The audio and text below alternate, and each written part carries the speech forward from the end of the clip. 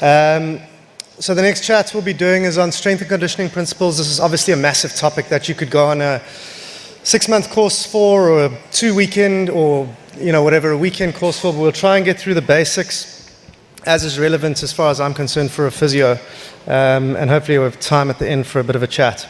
So first of all, what is strength and conditioning? So basically, application of sports science to enhance movement quality. It's grounded in evidence-based research, physiology of exercise, and anatomy. And that's an important thing to understand when we're talking about this, is that it is evidence-based. It's not just a bunch of people in gym just banging on about what they want to do. It's not about getting massive, building muscle. Strength and conditioning is something that we should all be using and concentrating on. Okay, so if we speak specifically about ACL rehab, strength and conditioning, the traditional process would be your athlete would have an injury, they'd go through a period of rehabilitation, they would then transition into a period of strength and conditioning, and then they would return to play. So through this process, you would at some point have to ask yourself, how strong is strong enough? So what I like to do with patients, and I'll do it with you guys now, the way that I'm explaining this, is I want to understand exactly what it is they're trying to get back to. So what does return to play mean? What are the demands of the exact activity that they want to do? So what are they expecting their body to be able to do? Do they need to run? Do they need to jump? Are they a fast bowler? Are they a spinner? Are they going to be kicking? Is there change of direction? What is the speed of activity that all of this is happening? How much force is required to perform these activities, and in what positions? These are all biomechanical and physiological and anatomically relevant questions to ask. So what I like to explain is we need to find a balance between what their expectation is, what their level of function is that they expect to attain, and where their capacity is. And obviously in an injured state, or even in a pre-injury state, if these two are not in a match, the difference between the two could technically be identified as a risk for further injury or a risk for future injury. So if their expectation's here but their capacity is here, there's too much of a deficit. So if we want to solve that problem, we could of course ask them to do less. So we say, no, that's fine, you just run less, or jump less, or play less football, or run slower, which obviously nobody wants to listen to, particularly their coach or their S&C or anything like that. So we say, okay, cool, well, what's the other option? Well, let's crank up your capacity, let's make you able to do a hell of a lot more. But the reality is that this doesn't happen like that.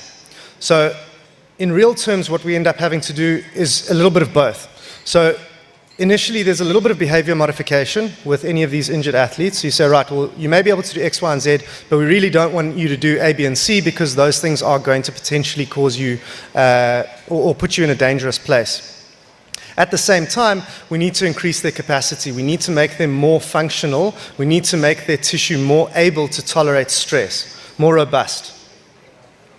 So really what this is going to look like now, if you compare this to the first one, is the athlete's going to get injured. They're going to start with rehab, but they're also going to start with strength and conditioning. So anything that can be done that isn't going to be detrimental to the injury should be done, of course. The unaffected limbs should be trained hard. If you've got let's say, a 110-meter hurdler at Ulway, their left leg might be injured, but their right leg isn't injured.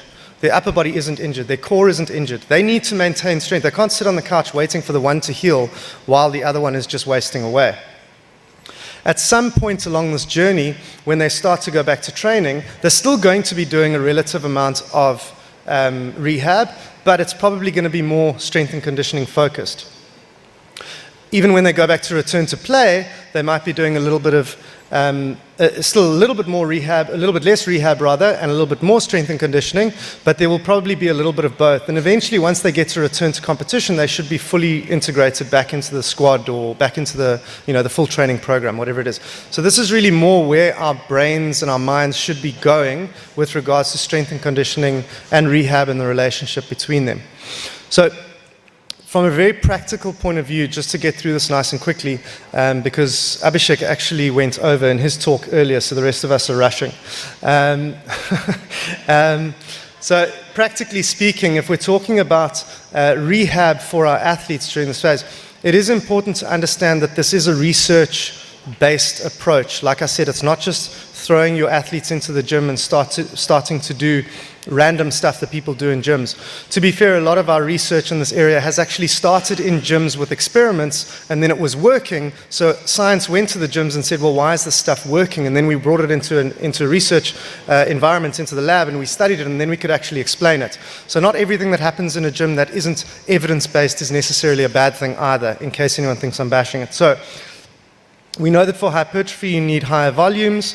You need time under tension. This is an important thing to explain to athletes, particularly through the rehab phases, is to slow down. The longer the muscle is under tension, the more opportunity for that muscle to adapt. There's more stimulus. So that muscle is going to react to the amount of time. If you do 10 reps with a tempo of 1 second, 1 second, 1 second, that's 20 seconds time under tension.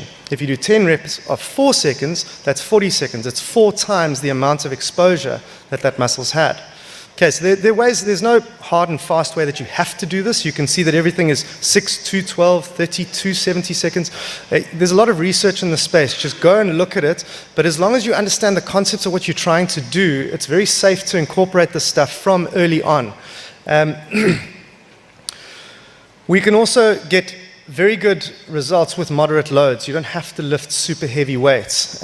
By definition, and we'll see in the next screen, strength training, if you're talking about maximum strength training, you have to be moving very, very heavy things. You can't move very heavy things very quickly, and you can't move very heavy things a number of times because your body fatigues, your energy systems fatigue. And that's where the rest between sets becomes important as well, is what are you trying to replenish in that rest process? Is it glycogen? Is it phosphocreatine? Is it ATP?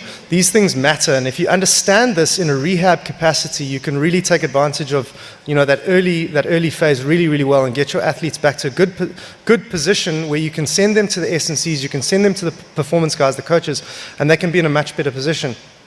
And without specifically punting any course in particular, I would advise any physios that are in the room, if you haven't done a strength and conditioning course of some variety, go and do one. And I don't mean that to be a strength and conditioning coach. You're not supposed to be trying to do the work that somebody else in your team does. There can be an expert on your team that does it, but if you have an understanding of what you're trying to prepare the athlete for, it's much easier for that person to take over when it's their time to take over. So if we move into strength, again, it needs to be very, very high resistance if you're trying to train, heavy strength loads or maximum strength. It needs to be close to your 1 rep max. Obviously, you can't do that a lot of times, so we're talking about a low rep range. This would not be with the injured limbs straight away, of course. So this would be more relevant for the uninjured limbs. But later on in the process, of course, your injured limb would be doing this as well. And then you would need longer rest periods because with the maximal strength stuff, you're looking at that phosphocreatine, the ATP, is the limiting factor there. And then for power training, again, this would be more relevant for the injured limb later on in the process, once you're sort of starting to return to training. But for your unaffected body parts, limbs, core, etc., you could be doing this from early on, as long as you're being safe with the injured limb. So this, again, would be very few reps, based on the fact that you're completely kind of expending that energy source. So you need your rate of force development to be very quick to technically be training power. And beyond a certain point, your rate of force development reduces. So if you're not actually doing it as fast as possible, you're not training it properly. So now you're just fatiguing for the hell of fatiguing, and it doesn't really make any sense. So the first few reps are really quality, and then you can have a break, make sure that they're replenished properly, and then you can move on. And that's it. Inside a minute and 20 short. Sorry to race through that. I hope I got the message across regardless.